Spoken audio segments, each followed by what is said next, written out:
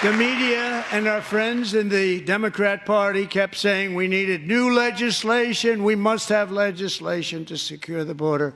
But it turned out that all we really needed was a new president.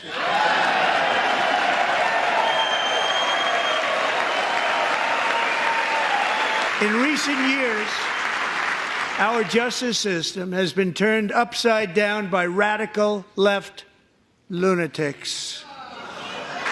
And we've ended weaponized government where, as an example, a sitting president is allowed to viciously prosecute his political opponent, like me.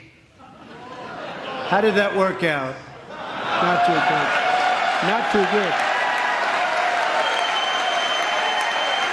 good. In comparison, under Joe Biden, the worst president in American history, there were hundreds of thousands of illegal crossings a month.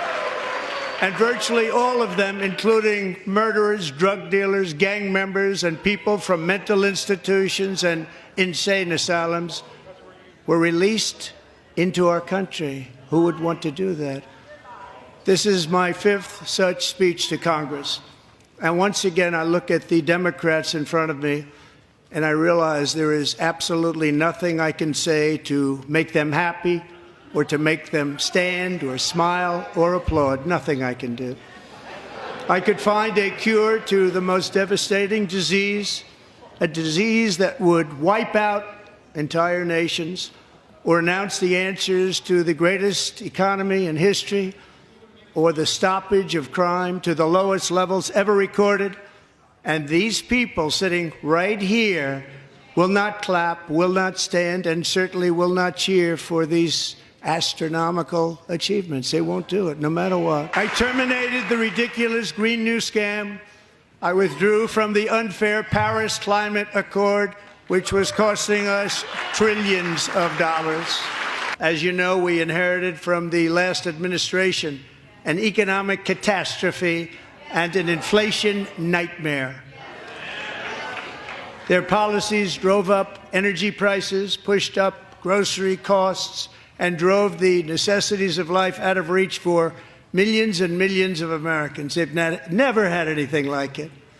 Joe Biden especially let the price of eggs get out of control.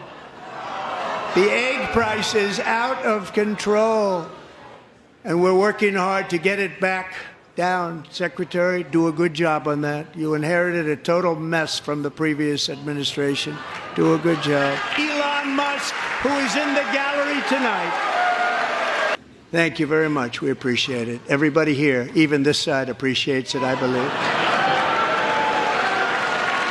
They just don't want to admit that. $1.9 billion to recently created Decarbonization of Homes Committee, headed up, and we know she's involved. Just at the last moment, the money was passed over by a woman named Stacey Abrams. Have you ever heard of her? The criminals, killers, traffickers, and child predators who were allowed to enter our country under the open border policy of these people, the Democrats, the Biden administration, the open border insane policies that you've allowed to destroy our country. If we truly care about protecting Americans' children, no step is more crucial than securing America's borders. Over the past 4 years, 21 million people poured into the United States. Many of them were murderers, human traffickers, gang members, and other criminals from the streets of dangerous cities. The nation founded by pioneers and risk takers now drowns under millions and millions of pages of regulations and debt. And the next phase of our plan to deliver the greatest economy in history is for this Congress to pass tax cuts for everybody. They're in there. They're waiting for you to vote. And I'm sure that the people on my right, I don't mean the Republican right, but my right here, I'm sure you're going to vote for those tax cuts, because otherwise I don't believe the people will ever vote you into office. So I'm doing you a big favor by telling you that. Our new Secretary of Health and Human Services, Robert F. Kennedy, Jr.